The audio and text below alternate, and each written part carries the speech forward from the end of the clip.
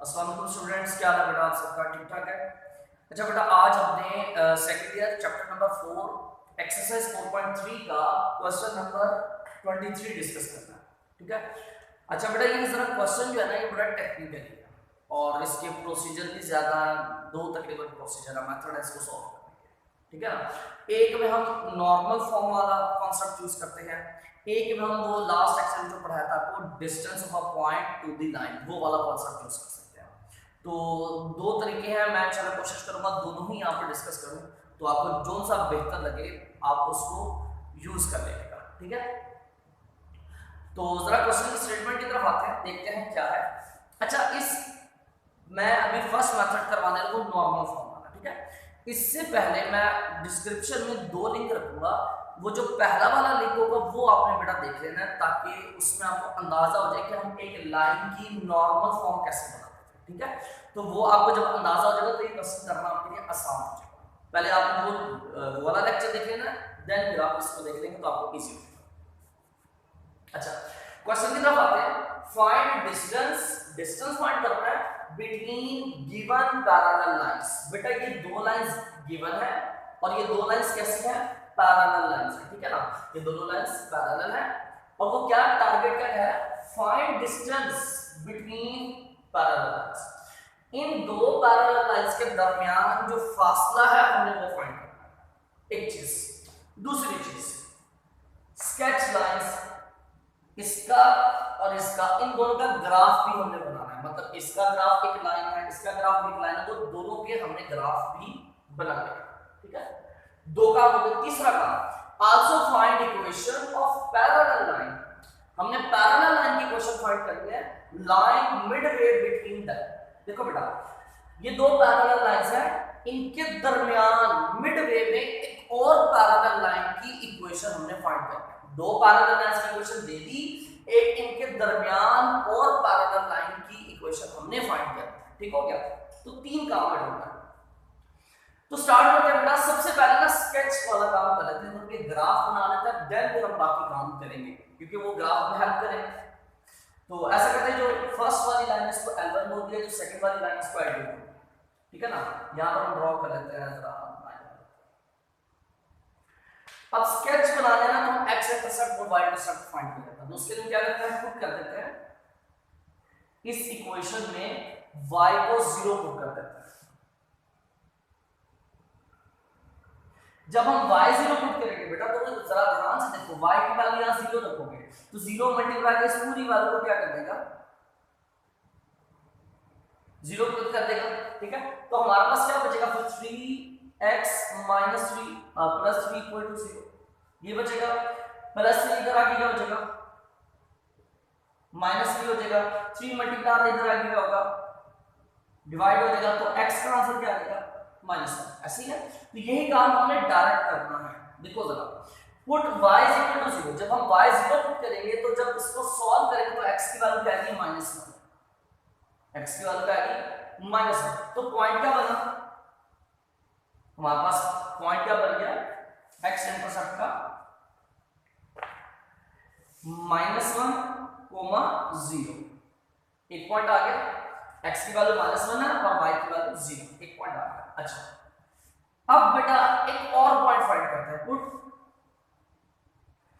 पहले हमने y 0 put किया था, अब की बार हम x को 0 पुट कर देते हैं। Put x equal to 0, then y की वैल्यू क्या है? देखो बेटा, जब हमने x 0 पुट कर देना है, ये तो खत्म हो गया। x 0 रख के हमने मल्टीप्लाई के 0 जगह, ये तो खत्म हो गया। बची ये वाली वैल्यू 4y माइनस के इधर आके प्लस हो जाएगा। तो कैसे बनेगा हमारे पास? देखो 3 4y माइनस के इधर आके प्लस हो जाएगा। 4 मल्टीप्लाई इधर आके क्या हो जाएगा? डिवाइड हो जाएगा। तो y की वैल्यू क्या बनेगी? 3/4। ठीक है ना। जब हमने x 0 रखना है तो y की वैल्यू बनेगी 3/4।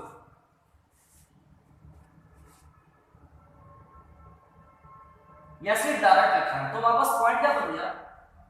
जब x की वैल्यू 0 थी तब y की वैल्यू क्या बनी? 3/4। ठीक है भाई, ये दो पॉइंट्स हो गए बेटा। एक पॉइंट ये हो गया -1, 0, दूसरा पॉइंट ये हो गया 0, 3/4। अब इन दो पॉइंट्स को हम ग्राफ प्लेन में ड्रॉ करेंगे, उनको मिला देंगे तो बेटा इसकी लाइन बनेगी, ठीक है ना। तो हमने दो पॉइंट्स क्यों निकाले, क्योंकि बेटा इसका ग्राफ एक लाइन है और लाइन बनाने के लिए हमें कम से कम दो पॉइंट्स रिक्वायर्ड होते हैं, दैट्स व्हाई हमने दो पॉइंट्स निकाल दिए। सेम यही काम इसके साथ करना है, हमने बारी-बारी पहले x को 0 रखना है, y का आंसर आ जाएगा, फिर y को 0 रखना है, x का आंसर आ जाएगा, तो हमारे पास x इंटरसेप्ट और y इंटरसेप्ट दोनों आ जाएंगे। पुट करते हैं यहां पर y is equal to 0, then x क्या है, देखो अगेन सेम दोनों पैरेलल लाइंस है ना, जब हमने y 0 रखा है तो ये वाली वैल्यू तो 0 होगी, बचा क्या 3x + 7 = 0, तो +7 इधर आके -7 हो जाएगा, तो x की वैल्यू आ जाएगी -7/3, ठीक है। होप सो ये आपको समझ आ गया, अगर नहीं समझा तो बेटा इसको पुट करना और सॉल्व करके देख लेना, x का आंसर यही आएगा, ठीक है। तो y की वैल्यू 0 रखने पर x क्या मिला -7/3, तो बेटा पॉइंट क्या बन गया हमारे पास 0 -7/3, 0, क्योंकि हमेशा पहले x की वैल्यू बाद में आएगी। एक पॉइंट आ गया, ओके। अब हमने क्या करना है बेटा, पुट पहले हमने y0 पुट किया था, अब हम x0 पुट करेंगे, पुट x = 0, देन जब हमने x0 पुट करना है तो जब x0 पुट करेंगे तो यहां पर ये पूरी की पूरी वैल्यू क्या हो जाएगी 0, तो -4y + 7 = 0, ठीक है ना। 4y माइनस का इधर आके प्लस का हो जाएगा, तो क्या बनेगा 7 = 4y, 4 मल्टीप्लाई इधर आके डिवाइड कर देगा, तो y का बनेगा 7/4, तो ये हो गया y इंटरसेप्ट। तो पॉइंट क्या बना हमारे पास 0, 7/4, तो बेटा ये दो पॉइंट्स आ गए हमारे पास, एक पॉइंट ये आ गया जो कि x इंटरसेप्ट है, एक पॉइंट ये आ गया जो कि y इंटरसेप्ट है, ठीक हो गया, दो पॉइंट्स आ गए इस लाइन के लिए। अब इन दोनों पॉइंट्स के लिए इसके भी दोनों पॉइंट्स, इसके भी दोनों पॉइंट्स को हम स्केच करते हैं, ड्रॉ करते हैं और देन फिर हम उसकी लाइंस बना देंगे,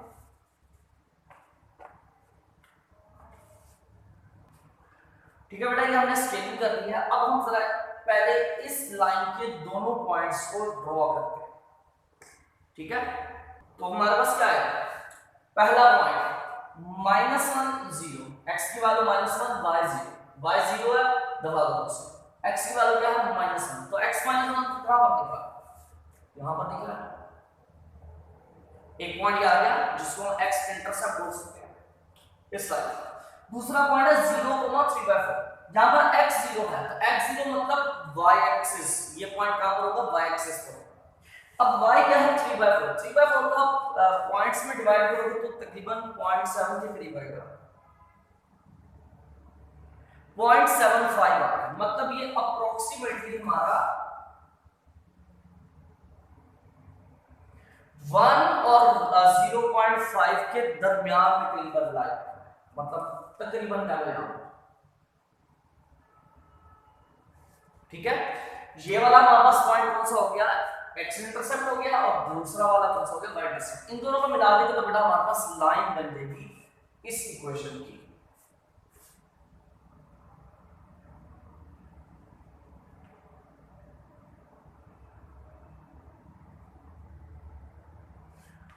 ठीक है बेटा। ये लाइन किसकी बन गई, इस इक्वेशन की लाइन बना दी, ग्राफ बना दिया, स्केच हो गया, इसका नाम रखा हुआ L1, तो ठीक है बेटा हम नाम से लिख देते हैं इसका नाम L1। अब इसकी बात करते हैं, इसका एक पॉइंट है -7/3, x की वैल्यू -7/3, y का 0, y 0 है, उसको इग्नोर करो, x क्या है -7/3, इसको करेंगे तो तकरीबन -2.33 आ जाएगा, -2.33, इसको डिवाइड करेंगे तो x की वैल्यू बनेगी -2.33। अब ये तकरीबन -2 से थोड़ा सा मजीद आगे की तरफ है, ये तकरीबन हमारा आ जाएगा यहां पर, ठीक है। तो ये वाला जो पॉइंट है वो ये है, और सेकंड पॉइंट कहां पर है हमारा, वो ये है 0, 7/4, x 0 है, y 7/4, ठीक है। अब ये 7/4 तकरीबन 2 के करीब है, 1.75, 7/4 कितना है 1.75, मतलब 1.5 और 2 के दरमियान, तो अप्रोक्सीमेट हम कह सकते हैं यहां पर, ठीक है। तो इन दोनों को मिला देते हैं तो इनकी मिलाने से भी लाइन बन जाएगी हमारे पास, ठीक है बेटा, ये हमारे पास आ गई लाइन 2, इसका नाम रख देते हैं L2। ठीक है, इस इक्वेशन की लाइन ये L1 है, इस इक्वेशन की लाइन ये L2 है। ये हमने दोनों लाइंस का स्केच बना दिया। ठीक है ना। अच्छा, अब और ये हमारे पास इसके पॉइंट ऑफ इंटरसेक्शन है, एक्स इंटरसेप्ट्स। ये दोनों एक्स इंटरसेप्ट्स हैं और ये दोनों क्या है, वाई इंटरसेप्ट्स। स्केच वाला काम बेटा हो गया। आगे क्या कह रहा है, find distance between given parallel lines. ये जो दो लाइंस है इनके दरमियान ये जो डिस्टेंस है यहां से लेकर यहां तक, ये फासला ये कितना होगा, ये हमने फाइंड करना है। अगर पैरेलल है तो मतलब यहां का फासला यहां का सारी जगह का सेम फासला होगा। वो कितना डिस्टेंस है वो हमें फाइंड करना है। वो बेटा हम नॉर्मल फॉर्म की मदद से फाइंड करेंगे। ठीक है ना। तो हम ऐसा कर लेते हैं, इसका नाम रख लेते हैं क्वेश्चन 1, इसका नाम रख लेते हैं क्वेश्चन 2। इन दोनों को कन्वर्ट करते हैं नॉर्मल फॉर्म की उसमें, तो लिखते हैं फॉर्म 1 एंड 2।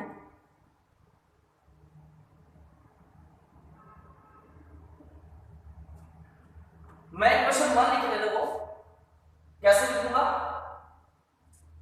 3 को इधर ही रहने देता हूं। ये वाला 3x प्लस का उधर आके आ जाएगा माइनस का,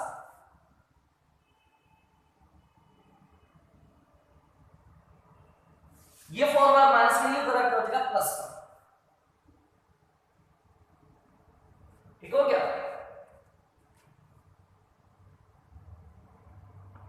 सेम इसके साथ कैसे करते हैं, कांस्टेंट हमको तो इधर ही रहने देते हैं 7। ये जो 3x प्लस का ये इधर आके हो जाएगा माइनस का, ये जो 4y माइनस के इधर आके हो जाएगा प्लस का। ऐसा क्यों किया, हम कांस्टेंट उधर ले जाते हैं, x इधर रह देते, बेटा वो भी ठीक था, पर इस तरह जरा ज्यादा आसान है, मिस्टेक से बचने का चांस आता है। ठीक हो गया। हमने क्या किया, कांस्टेंट 3 जो है वो इधर ही है, x और y को उधर ले गए, जहां से कांस्टेंट 7 इधर ही है, x और y को उधर ले गए, तो ये दो इक्वेशंस बन गए हमारे पास। ठीक है ना। अब ये पूरी बात किसकी इक्वल आ रही है, 3 के इक्वल आ रही है, ऐसे क्या, तो फिर हम इसको ऐसे भी लिख सकते हैं इक्वल टू 3। ये पूरी बात किसकी इक्वल आ रही है, 7 की इक्वल आ रही है। ओके, तो इसको हम ऐसे भी लिख सकते हैं इक्वल टू 7, लिख सकते हैं ना, minus 6 plus 4y is equal to 7।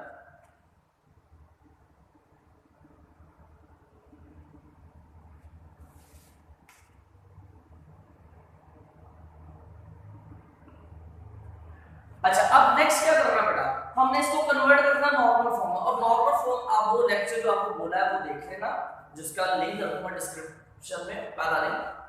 वहां पर मैंने आपको एक तरीका बताया था कि जब भी आपने किसी क्वेश्चन को नॉर्मल फॉर्म में कन्वर्ट करना है तो बेटा सबसे पहले कांस्टेंट आप दूसरी तरफ ले जाओ और कांस्टेंट पॉजिटिव होना चाहिए। ठीक है, दैट्स व्हाई मैंने 3 को इधर ही दिया था, x पर लेना था। दूसरा स्टेप मैंने बोला था कि हमने इसकी तमाम वैल्यूज को एक फैक्टर से डिवाइड करना। कौन सा फैक्टर, x के कोएफिशिएंट का स्क्वायर और y के कोएफिशिएंट का स्क्वायर और स्केल, ठीक है, जो वैल्यू मिलेगी उससे डिवाइड करना। तो ये करेंगे डिवाइडेड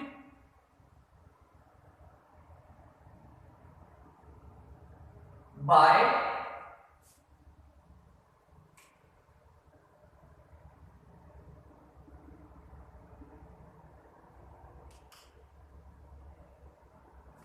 इसके साथ डिवाइड करना। ठीक है ना, x के कोएफिशिएंट का स्क्वायर प्लस y के कोएफिशिएंट का स्क्वायर और स्केल, ये क्या आएगा, आंसर क्या आएगा इसका, 16 प्लस 9 25, स्क्वायर रूट लेंगे तो 5। तो ये जो वैल्यू आ रही है इस वैल्यू के साथ हमने तमाम वैल्यूज को क्या कर देना है, डिवाइड कर देना। तो हमारे पास क्या बनेगा, सबसे पहले हम इसको डिवाइड करते हैं, तो क्या आएगा, -3/5x, अब इसको डिवाइड करते हैं +4/5y, अब इसको डिवाइड करते हैं 3/5। क्लियर है, ओके। सेम यही काम हमने इसके साथ करना है। ये नॉर्मल फॉर्म बन चुकी है। एक्चुअली में हम एंगल भी निकालते थे, यहाँ पर एंगल का हमें कुछ नहीं चाहिए, एंगल फाइंड करने की जरूरत नहीं है हमें, एक्चुअली में बस ये डिस्टेंस चाहिए था। ये आपको याद है नॉर्मल फॉर्म में मैंने क्या बोला था, x cos alpha plus y sin alpha is equal to p। ये p क्या था, ये ओरिजिन से उस लाइन का डिस्टेंस था जिसको हम नॉर्मल की लेंथ भी बोलते थे। ठीक है ना, तो वही बस बेसिकली हमने फाइंड करना था। तो ये बेटा यहां पर अगर हम लिखें, इसका नाम रख देते हैं हम इक्वेशन 3, ठीक है। और यहां पर हमारे पास P क्या आया, मतलब ये जो लाइन 1 है, इस लाइन 1 का ओरिजिन से परपेंडिकुलर डिस्टेंस कितना आया, इसका नाम रख देते हैं हम P1, वो कितना आया 3/5। मतलब क्या है इस बात का, मतलब यह है कि बेटा ये जो लाइन 1 है, ये लाइन 1 ओरिजिन से कितना दूर है,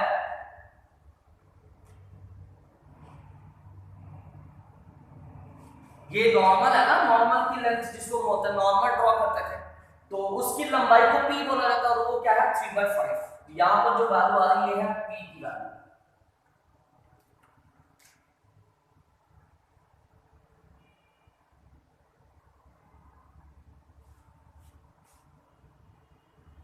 ये किसकी वैल्यू है, P की वैल्यू, बल्कि ये लाइन 1 है जिसको हम P1 बोलते हैं, ठीक हो गया। ये डिस्टेंस निकल आया इस लाइन का ओरिजिन से फासला, ओके।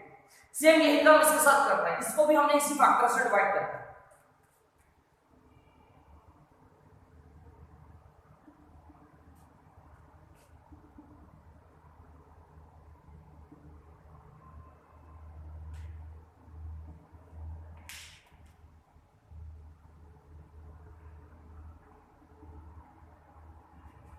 तो इसका भी आंसर क्या है, x का कोएफिशिएंट का स्क्वायर प्लस y का कोएफिशिएंट का स्क्वायर और स्क्वायर रूट, तो कितना बना 5।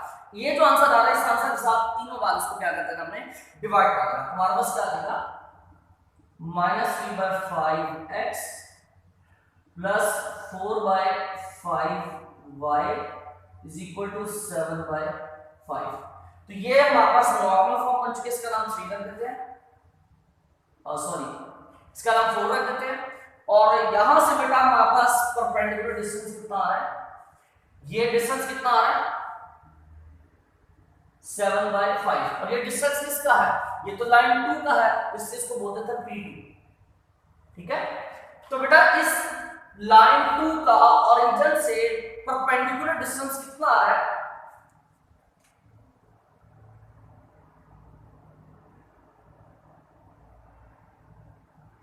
ये टोटल डिस्टेंस किसका आ रहा है P2 आ रहा है, इसका नाम हम रखेंगे P2। यहां तक बेटा उम्मीद करता हूं कि आपको ये क्लियर होगा। बेटा टेक्निकल क्वेश्चन है, प्रैक्टिस करनी है बार बार, तो फिर आपको चीजें क्लियर होगी, ठीक है ना। हमने क्या किया बेटा, पहले सबसे पहले इसका स्केच ड्रॉ किया लाइन 1, फिर इसका स्केच ड्रॉ किया लाइन 2, ठीक है। फिर इसकी फॉर्म बनाई हमने नॉर्मल फॉर्म, ताकि हमें वहां से इस लाइन का ओरिजिन से डिस्टेंस पता चल सके कितना, वो है उसका नाम रखा P1, और वो डिस्टेंस कितना 3/5। फिर हमने एक दूसरी वाली लाइन की भी बनाई नॉर्मल फॉर्म, ताकि हमें दूसरी लाइन का भी ओरिजिन से डिस्टेंस पता चल सके कि कितना डिस्टेंस है, तो वो कितना डिस्टेंस निकला 7/5, और इस डिस्टेंस का नाम रख दिया हमने P2, ठीक है। ये नीचे वाला डिस्टेंस जो है लाइन 1 का, ये P1 है, और जो टोटल डिस्टेंस है लाइन 2 का, इसको हमने बोला P2। हमारा क्वेश्चन क्या था, find distance between given parallel lines. ये पैरेलल लाइंस गिवन है, इनके दरमियान वाला फासला हमें फाइंड करना है। मसलन कह लो लेट्स सपोज इस लाइन और इस लाइन के दरमियान फासला d है,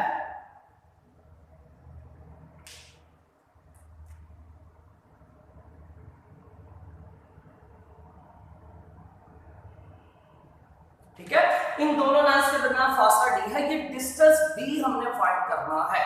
तो ये कैसे होगा, जरा आप इसकी तरफ आते हैं, ठीक है। तो अब जरा हम इन दोनों के दरमियान ये जो डिस्टेंस d है ये फाइंड करते हैं, ये कैसे है।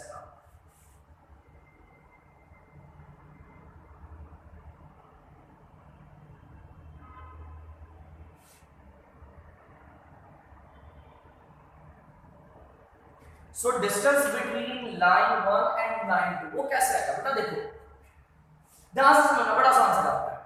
ये टोटल डिस्टेंस है P2, दूसरी लाइन का डिस्टेंस ये टोटल है ये P2, और ये जो नीचे वाला डिस्टेंस है ये है P1। हमें चाहिए ऊपर वाला डिस्टेंस, हमें नीचे वाला नहीं चाहिए। तो कैसे निकलेगा बेटा, आसान सा काम है। अगर आप देखो इस टोटल डिस्टेंस में से अगर हम ये नीचे वाला इतना डिस्टेंस ये फारिग कर दे, ये टोटल जो P2 है उसमें से अगर हम ये नीचे वाला P1 निकाल दें, तो क्या ये ऊपर वाला डिस्टेंस नहीं बचेगा दोनों लाइंस के दरमियान, ऐसे ही है ना। तो बड़ा आसान सा काम है, क्या करना है, P2 में से नीचे वाला डिस्टेंस निकाल देना है, तो बेटा ऊपर वाला डिस्टेंस आएगा। तो यही काम करते हैं। So distance between line 1 and line 2, उसका नाम हम रख देते हैं D, और वो कैसे आएगा, टोटल जो डिस्टेंस है P2 उसमें से माइनस कर देते हैं नीचे वाला डिस्टेंस, और उसका नाम क्या था, ये नीचे वाला डिस्टेंस का नाम क्या था, P1। ये P1 हम माइनस कर देते हैं, ठीक हो गया। तो क्या मतलब किया हमने, टोटल में से नीचे वाला डिस्टेंस निकाल दिया, अब बचेगा ऊपर वाला डिस्टेंस। तो ऊपर वाला डिस्टेंस वो ही है जो इन दोनों लाइंस के दरमियान है। तो क्या करना हमारे पास, P2 क्या था 7/5 माइनस P1 क्या था 3/5, एलसीएम ले लो बेटा, तो कितना आ गया डिस्टेंस, 7 - 3 4/5।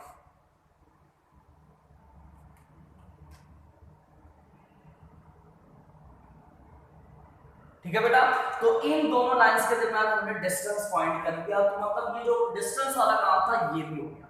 अब लास्ट पार्ट रहेगा थर्ड वाला। लास्ट सीन क्या था, लास्ट चीज वो ये कह रहा था कि हमने इन दो पैरेलल लाइंस के मिड में एक और पैरेलल लाइन ड्रॉ करनी है, फाइंड करनी है इसकी क्वेश्चन। मतलब इनके दरमियान में क्या है, एक और कोई पैरेलल लाइन है, ऐसे ऐसे करके,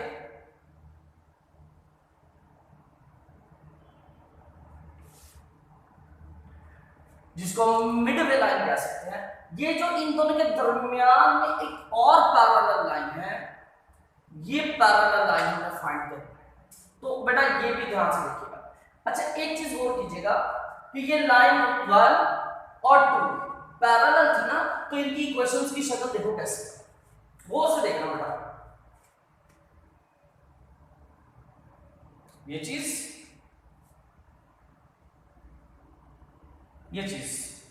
दोनों सेम है, क्यों, क्योंकि बेटा दोनों पैरेलल थी।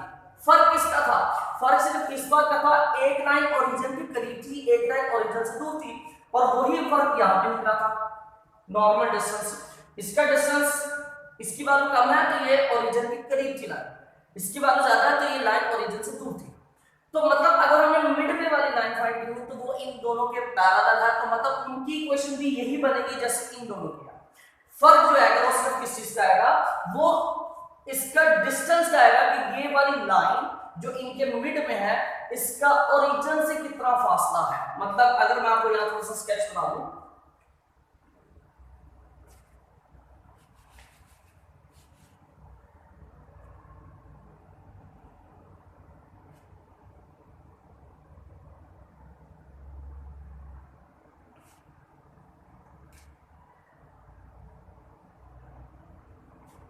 हमने ये मिड में वाली लाइन फाइंड करनी है, ठीक है। तो बेटा अब ये तीनों पैरेलल है तो इनकी इक्वेशन सेम होगी, फर्क सिर्फ क्या आएगा, इनका जो ओरिजिन के साथ डिस्टेंस है ना उसका फर्क आएगा, ठीक है ना। अब वो डिस्टेंस कैसे निकालेंगे, वो बड़ा आसान से काम है, ये थोड़ा सा एहतियात से करना है।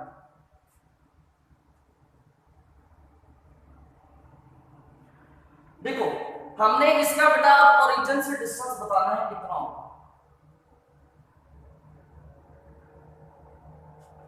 ठीक है। तो नीचे वाली लाइन का ओरिजिन से डिस्टेंस जो था वो P1 था, ऐसे ही है ना। ये जो लाइन 1 है इसका ओरिजिन से डिस्टेंस कितना था, P1 था, ठीक है। और ये जो ऊपर वाला डिस्टेंस है D, ये हमें पूरा नहीं चाहिए, हमें इसका हाफ चाहिए। D का कितना चाहिए, हाफ। P1 चाहिए, ठीक है, और D का कितना चाहिए, हाफ। ये टोटल D था,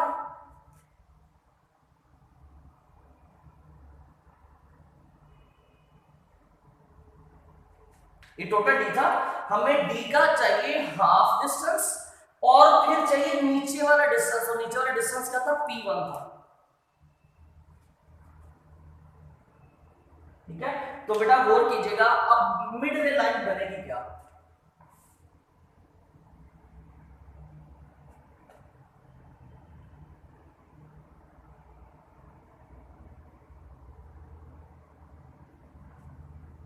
मिड वे लाइन क्या बनेगी बेटा। अब ये मिड वाली लाइन उनके पैरेलल है, तो मतलब जो इन दोनों की इक्वेशन है वही मिड वाली लाइन की इक्वेशन होगी। तो लिख सकते हैं -3/5x + 4/5y, ठीक है। ये इक्वेशन सेम होगी, फर्क किस चीज का आ रहा है? फर्क आ रहा है बेटा इस मिडवे लाइन का ओरिजिन से फासला कितना है।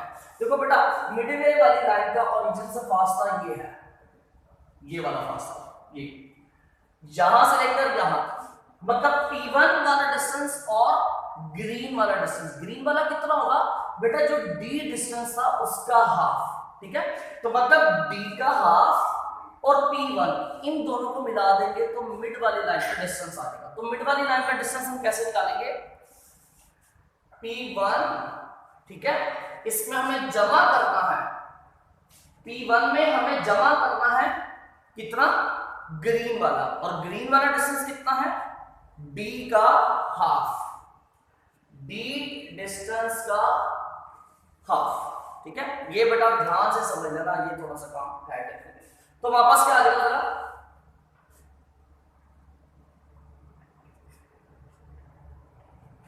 P1 की वैल्यू हमने निकाली है, वो क्या 3/5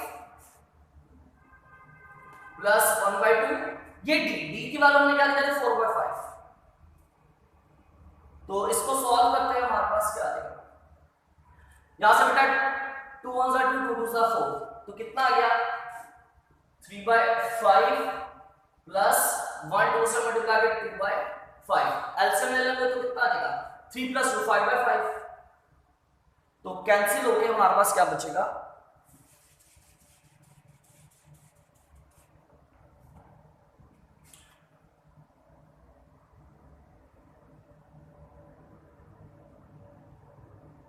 ये आ जाएगा बेटा, कैंसिल होकर कितना बचेगा 1, ठीक हो गया।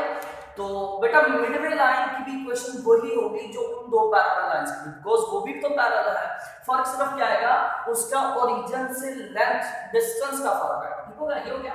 अब इस पूरी इक्वेशन को आप मल्टीप्लाई कर दो -5 से, 5 से जोड़ो कर दो मल्टीप्लाई, इसको 5 से मल्टीप्लाई करेंगे तो कितना आ जाएगा -3x, इसको 5 से मल्टीप्लाई करेंगे तो ये कितना आ जाएगा 4y, इसको 5 से मल्टीप्लाई करेंगे तो ये 5 1 सा 5, ऐसे हो जाएगा। नेक्स्ट क्या आएगा हमारे पास 3x माइनस का इधर आके प्लस का हो जाएगा,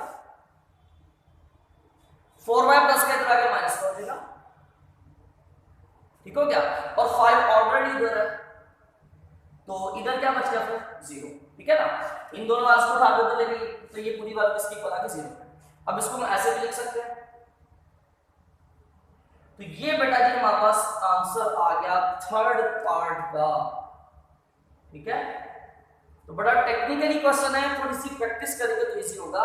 ये हमारे पास बेटा वो मिड वे वाली लाइन है जो उन दोनों गिवन लाइंस के पैरेलल भी है और दरमियान से मिड से भी गुजर रही है, ठीक है। अच्छा बेटा इसी क्वेश्चन को हम सेकंड मेथड से देखते हैं। इसमें अब हम नॉर्मल फॉर्म ही यूज करेंगे, ठीक है। इसमें हमने वो कॉन्सेप्ट यूज करना है distance of a point from a line, ठीक है। इसके लिए बेटा मैं जो लास्ट लेक्चर है जिसमें मैंने क्वेश्चन नंबर 30 करवाया है उसका भी मैं लिंक आपको डिस्क्रिप्शन में रख दूंगा, सेकंड वाला लिंक। तो बेटा इस सेकंड मेथड देखने से पहले आपको सेकंड वाला लिंक जो होगा वो देख लेना, आपने उसका लेक्चर देख लेना है, फिर आपको ये समझने में भी आसानी होगी, ठीक है ना। अब जरा करते हैं जरा फटाफट काम। अब सेम वही प्रोसीजर यहाँ तक सेम है स्केचिंग तक, ठीक है। ये लाइन 1 के x इंटरसेप्ट y इंटरसेप्ट थे और ये लाइन L2 के x intercept y intercept point से, ठीक है। तो हम ऐसा करते हैं इन दोनों लाइंस के दरमियान डिस्टेंस निकालते हैं, कैसे निकाला जाए।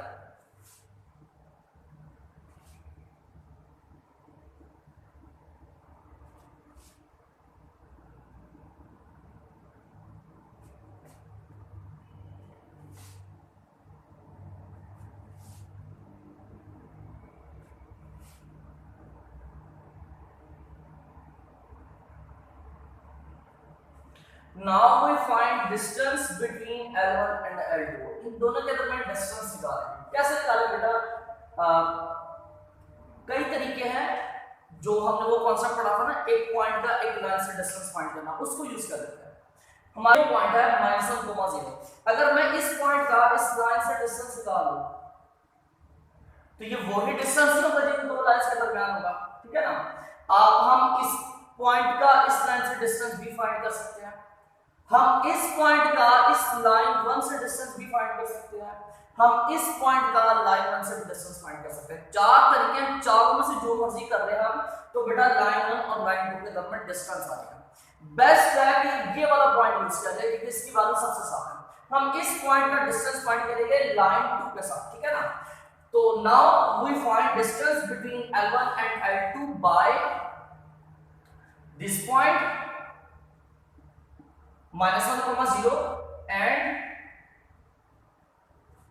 this line। इस पॉइंट और इस लाइन के दरमियान डिस्टेंस निकालें। लाइन कौन सी है? L2। और इसकी इक्वेशन क्या है तुम्हारे पास? ये जी,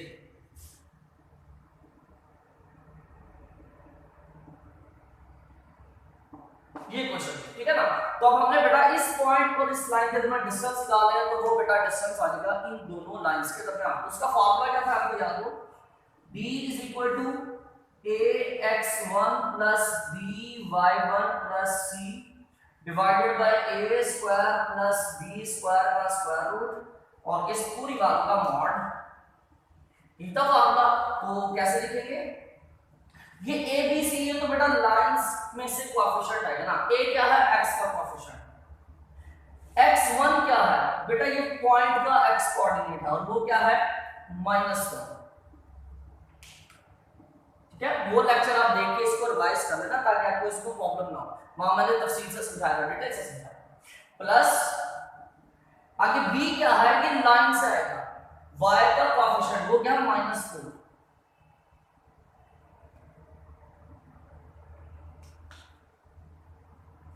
आगे y1 क्या है? y1 बेटा पॉइंट का y कोऑर्डिनेट वो है 0, तो यहां पर आ जाएगा 0। फिर आ रहा प्लस c क्या है? लाइन का कांस्टेंट वो क्या है? 7। इस पूरी बात का मॉड। नीचे आ रहा है a² + b² मतलब x का कोएफिशिएंट उसका स्क्वायर प्लस y का कोएफिशिएंट वो क्या है? -2 इसका स्क्वायर और फिर स्क्वायर रूट। तो बेटा इसको सॉल्व कर लेते हैं तो हमारे पास डिस्टेंस क्या बनेगा? b =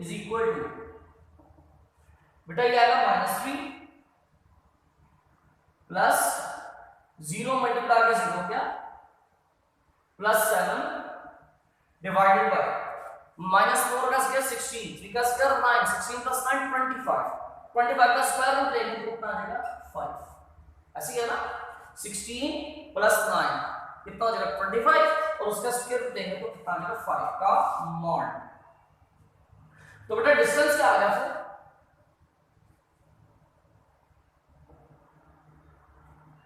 -3 + 7 4 divided by 5। अब जब हम 4 का मॉड लेंगे तो बेटा वो भी 4 ही देगा ना, प्लस का 4 देगा। तो ये हमारे पास आ गया डिस्टेंस।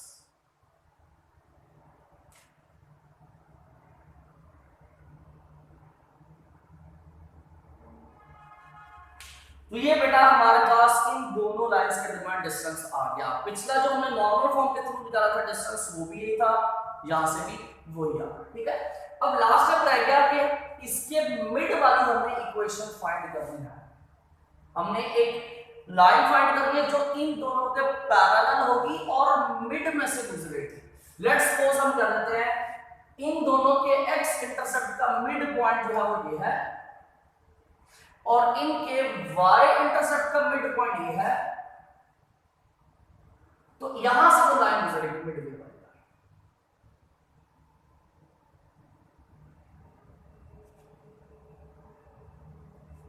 ठीक है, मिड वे वाली लाइन बेटा यहां से गुजरेगी। आपने ये ब्लू वाली लाइन है ना, इस लाइन की इक्वेशन फाइंड करनी है और किसी भी लाइन की इक्वेशन फाइंड करने के हमारे पास बहुत सारे तरीके हैं। हमने 6 फॉर्म्स पढ़ी है ना, जिसमें 3 बड़ी इंपॉर्टेंट है। स्लोप इंटरसेप्ट फॉर्म, ठीक है। फिर क्या था हमारे पास? फिर हमारे पास था पॉइंट स्लोप फॉर्म, फिर था 2 पॉइंट फॉर्म। किसी भी फॉर्मूले की मदद से हमने ये दरमियान वाली मिड वाली लाइन की इक्वेशन फाइंड करनी, लेकिन उसके लिए हमें डाटा चाहिए, रिक्वायर्ड डाटा रिक्वायर्ड क्या। Now we find mid way line, ठीक है। तो मिड वे लाइन निकालने बेटा कैसे करते हैं? हम ऐसा कर लेते हैं, 2 पॉइंट्स निकाल लेते हैं इस लाइन के, ये जो दरमियान वाली लाइन। कौन से 2 पॉइंट्स? इन दोनों का मिड पॉइंट और इन दोनों का मिड पॉइंट, ये दोनों निकाल लेंगे तो ये 2 पॉइंट्स आ जाएंगे। जब 2 पॉइंट्स आ जाएंगे तो बेटा हम इक्वेशन भी फाइंड कर लेंगे, ठीक है। नाउ मिड पॉइंट ऑफ, इन दोनों का मिड पॉइंट निकालेंगे, -1 0 और इसका,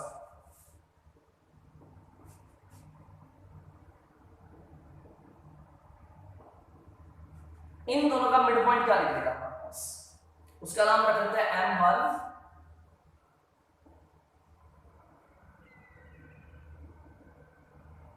कैसे निकालेंगे, दोनों के x को ऐड करके 2 पर डिवाइड कर दो,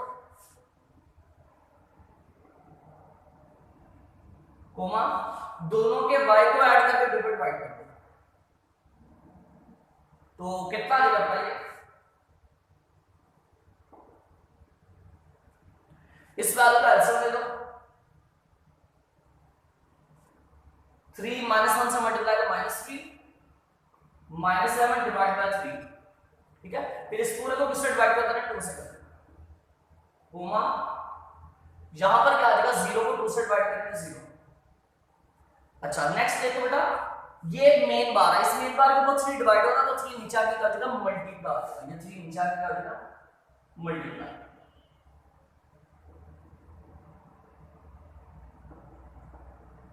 ठीक है बेटा। इसका एलसीएम लिया तो फिर ऊपर 3 डिवाइड होता, 3 नीचे आके मल्टीप्लाई होता, तो अब हमारे पास क्या आता है मिड पॉइंट, -3 -7 कितना हो जाएगा, -10, उसको मैं यहीं पे कर देता हूं, कुछ कटिंग हो रही है, 2 1 2 5, तो बेटा मिड पॉइंट आ गया M1 -5/3, 0, ये वाला मिड पॉइंट आया बेटा, ये वाला M1। इस मिडवे लाइन का हमें एक पॉइंट मिल गया। अब चाहो तो आप दूसरा पॉइंट फाइंड कर लो या फिर आप स्लोप निकाल लो, आपकी मर्जी है, जैसे आपको सूटेबल है, कई तरीके हैं सॉल्व करने।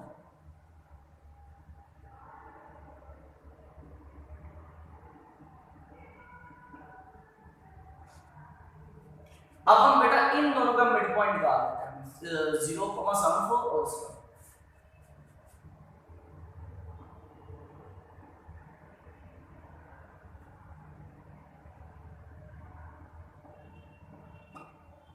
और इन दोनों के मिड पॉइंट का नाम हम M2 रख देते हैं। और ये कैसे निकलेगा M2, दोनों के x को ऐड करके 2 पे डिवाइड कर दो, दोनों के y को ऐड करके 2 पे डिवाइड कर दो,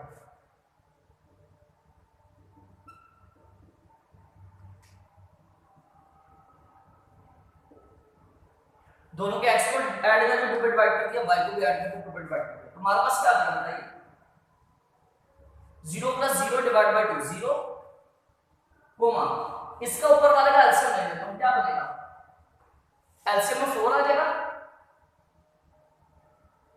और ऊपर क्या आएगा, 7 + 3 आएगा, ठीक हो गया यहाँ पे, ऊपर वाली वैल्यू चले, इसका एलसीएम ले लेंगे, इसका अब एलसीएम लिया तो बेटा ये आ गया। अब मेन बार के ऊपर 4 डिवाइड हो रहा है तो 4 नीचे आ गया जगह मल्टीप्लाई, तो फिर हम ऐसे लिख देते हैं इसको, और ऊपर क्या हो जाएगा 7 + 3, 7 + 3 कितना होता है, उसको भी मैं डायरेक्ट लिख रहा हूं 10। अब यहां पर भी कटिंग होगी, 2 1 * 2 2 5 = 10, तो बेटा ये M2 मिड पॉइंट आ गया हमारे पास 0,5/4, ठीक है बेटा। हमारे पास M1 मिड पॉइंट निकला ये वाला, M2 पॉइंट निकला ये वाला, ठीक है। अब बेटा हमें ये मिडवे वाली लाइन फाइंड करनी है, इस लाइन के हमें 2 पॉइंट्स पता लग गए, तो हमने 2 पॉइंट फॉर्म पढ़ी है ना, उसकी मदद से वो मिडवे लाइन फाइंड करनी है, ठीक है। हम स्लोप भी फाइंड कर सकते थे, एक पॉइंट निकाल लेते, एक स्लोप निकाल लेते, कैसे निकालते बेटा, इस लाइन 1 की या लाइन 2 किसी एक की स्लोप निकाल लेते, वही स्लोप इसकी होगी, क्यों, क्योंकि तीनों लाइंस पैरेलल है तो तीनों की स्लोप भी क्या होती है, सेम होती है, ठीक है ना। तो अब हमारे पास M1 दिया, M2 दिया, इसके बाद आगे मैं इससे ऊपर से रिमूव कर रहा हूं,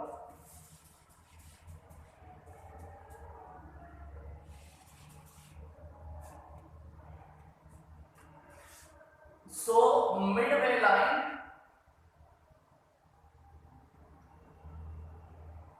passing through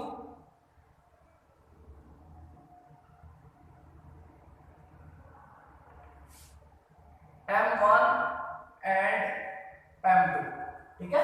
अब हम मिडवे लाइन फाइंड कर लेते हैं जो M1 और M2 से पास कर रही है। उसके लिए हम फार्मूला यूज करेंगे y minus y1 is equal to y2 minus y1 over x2 minus x1 into x minus x1, 2.4 हमारा फॉर्मूला, ठीक है। अब बेटा इसको आप x1 y1 मान लो, इसको x2 y2 मान लो, तो हमारे पास क्या आ जाएगा y minus y1, y1 क्या है 0 is equal to y2 की वैल्यू क्या 5/4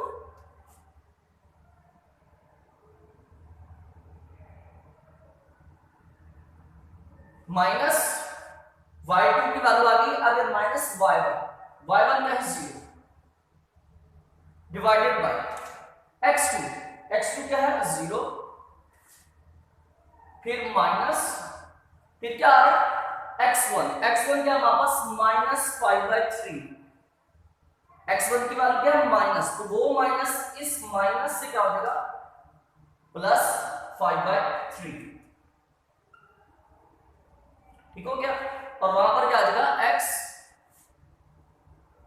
माइनस x1 क्या आ जाएगा x1 की वैल्यू क्या है -5/3, तो बेटा वो माइनस माइनस क्या हो जाएगा प्लस 5/3, ठीक हो गया। इसको सिंप्लीफाई करेंगे तो वापस 9,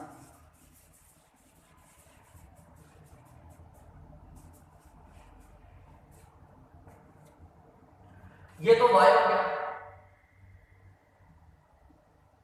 इज इक्वल टू, अब इस मेन बार के ऊपर हमारे पास है 5/4 और इस मेन बार के नीचे क्या 5/3 और अंदर है x प्लस 5/3।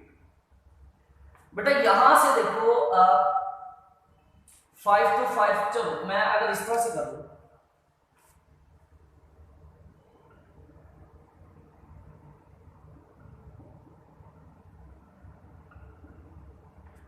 ये जो मेन बार है इस मेन बार के नीचे अगर आप गौर करो तो 3 डिवाइड होता है, 3 क्या होता है डिवाइड, तो अगर इस 3 को मैं ऊपर शिफ्ट कर दूं तो ये ऊपर जाके क्या हो जाएगा मल्टीप्लाई, ठीक है ओके, तो नीचे क्या बचेगा 5। इसी तरह इस मेन बार के ऊपर देखो 4 ऊपर 4 हो रहा है डिवाइड, तो 4 नीचे आके ये 4 नीचे आके क्या हो जाएगा मल्टीप्लाई, ऐसे हो जाएगा, तो ऊपर क्या बचेगा 5, ओके ये आ गया। अब यहां से बेटा 5 से कैंसिल हो गया, तो कितना बचा 3/4, 4 डिवाइड हो रहा है इधर आके क्या हो जाएगा मल्टीप्लाई, तो y से मल्टीप्लाई क्या हो जाएगा 4y which is equal to 3 को अंदर दोनों से मल्टीप्लाई, 3x से मल्टीप्लाई कर 3x प्लस 3 को इससे मल्टीप्लाई करेंगे तो क्या आएगा ऐसे आएगा, 3 से कैंसिल हो गया, तो हमारे पास क्या आ गया 3x 4y प्लस का उधर जाके माइनस का हो जाएगा, ठीक है, साथ में क्या आएगा प्लस का 5, ये वैल्यू उधर चलेगी तो इधर क्या बचेगा 0, तो ये बेटा आंसर आ गया। अब इसको 0 के इक्वल रखें, ऐसे लिखें या फिर ऐसे लिखते हैं, बात एक किया, तो ये बेटा आंसर आ गया। जितना आप लोग इसको बेहतर समझोगे आप उतना इस चीज क्वेश्चन को शॉर्टली कर सकते हो, क्योंकि लेंथी क्वेश्चन है, लॉन्ग क्वेश्चन है, 2 प्रोसीजर थे बेटा, मैंने दोनों आपके सामने रख दिए हैं। और यहां से भी हम 2 फॉर्म की जगह हम स्लोप इंटरसेप्ट फॉर्म भी यूज कर सकते थे, क्योंकि ये हमने इंटरसेप्ट बाय इंटरसेप्ट तो निकाल दिया ना हमने, ठीक है, और हम 2 इंटरसेप्ट फॉर्म भी यूज कर सकते थे यहां पर, ठीक है ना। हमारे पास देखो ये इस लाइन का x इंटरसेप्ट भी है, y इंटरसेप्ट भी है, तो हम 2 इंटरसेप्ट फॉर्म भी अगर यूज करें तो भी हमारे पास यही आंसर आएगा। मसलन हमारे पास m1 पॉइंट जो है वो ये है जो कि x इंटरसेप्ट है, m2 पॉइंट जो है वो ये है जो कि y इंटरसेप्ट है, तो 2 इंटरसेप्ट फॉर्म क्या थी, we know x over a plus y over b is equal to 1, a क्या है x इंटरसेप्ट और x इंटरसेप्ट क्या -5/3, तो इस a की जगह पर आ जाएगा -5/3 प्लस y ओवर b, ये b क्या है ये था y इंटरसेप्ट। y इंटरसेप्ट क्या 5/4 इज इक्वल टू 1। ठीक है, अब इस मेन बार के नीचे 3 डिवाइड और ऊपर आके 3 कर देगा मल्टीप्लाई, तो क्या आ जाएगा 3x divided by 5 with minus plus 4 divide और ऊपर आके मल्टीप्लाई आ जाएगा 4y divided by 5 is equal to 1। अब पूरी इक्वेशन को 5 से मल्टीप्लाई कर दो तो हमारे पास क्या आ जाएगा -3x + 4y is equal to 5। ऐसे ही आ जाएगा। इसको 5 से मल्टीप्लाई किया -3x, इसको 5 से मल्टीप्लाई किया 4y, इसको 5 से मल्टीप्लाई किया 5। ठीक है, अब इसको अरेंज कर देते हैं हम। ये माइनस का उधर जाके प्लस कर देगा, ये प्लस का उधर जाके माइनस कर देगा। ठीक है, ये दोनों वैल्यूज उधर चली गई तो इधर क्या बचा था 0। तो ये आंसर आ गया कि किसके इक्वल है 0। अब ऐसे भी लिख सकते हैं और इसको हम ऐसे भी लिख सकते हैं। तो ये भी अभी भी अगेन वही आंसर आया। तो बेटा ये आपके सामने हमारे पास कई प्रोसीजर है, ये आपकी थिंकिंग पावर, आप इस क्वेश्चन को कैसे सोचते हो कैसे नहीं सोचते हो। ठीक है, तो ये बड़ा क्वेश्चन हमारा क्वेश्चन नंबर 23 भी कंप्लीट हुआ। ठीक है, अस्सलाम वालेकुम।